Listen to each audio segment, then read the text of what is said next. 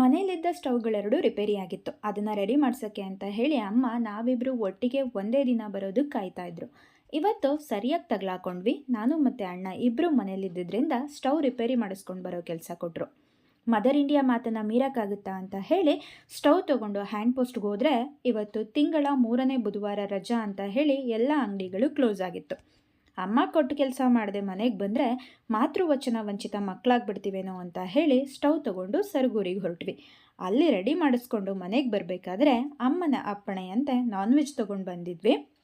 ಇವತ್ತು ಬುಧವಾರ ಆಗಿದ್ರೂ ಸಹ ಅಮ್ಮ ದೇವರ ಹತ್ರ ಸ್ಪೆಷಲ್ ಪರ್ಮಿಷನ್ ತೊಗೊಂಡು ನಾನ್ ವೆಜ್ ಮಾಡ್ಕೊಡೋದಕ್ಕೆ ಒಪ್ಕೊಂಡಿದ್ರು. ಸೊ ಸ್ಟವ್ ರಿಪೇರಿ ಮಾಡಿಸ್ಕೊಂಡು ಬಂದಿದ್ದಕ್ಕೆ ಬೋನಸ್ ಆಗಿ ಮಟನ್ ಕೈಮಾ ಸಾಂಬಾರು ರೆಡಿ ಆಗ್ತಿದೆ ಇವತ್ತು ನಮ್ಮ ಮನೇಲಿ. ಅಂತಹ ಸ್ಪೆಷಲ್ಲು ಸೀಕ್ರೆಟ್ ಅನ್ನೋ ರೆಸಿಪಿ ಏನಲ್ಲ. ಆ್ಯಸ್ ಯೂಶ್ವಲ್ ನಮ್ಮ ಮನೇಲಿ ನಿಮ್ಮ ಮನೇಲಿ ಎಲ್ಲರ ಮನೇಲೂ ಮಾಡೋ ಥರ ರೆಸಿಪಿನೇ. ಆದ್ರೂ ನಿಮಗೆ ರೆಸಿಪಿ ಬೇಕು ಅಂತ ಹೇಳಿದ್ರೆ ಕಮೆಂಟ್ ಮಾಡಿ. ಇನ್ನೊಮ್ಮೆ ಮಾಡಿದಾಗ ಖಂಡಿತವಾಗ್ಲೂ ರೆಸಿಪಿನ ಅಪ್ಲೋಡ್ ಮಾಡ್ತೀನಿ.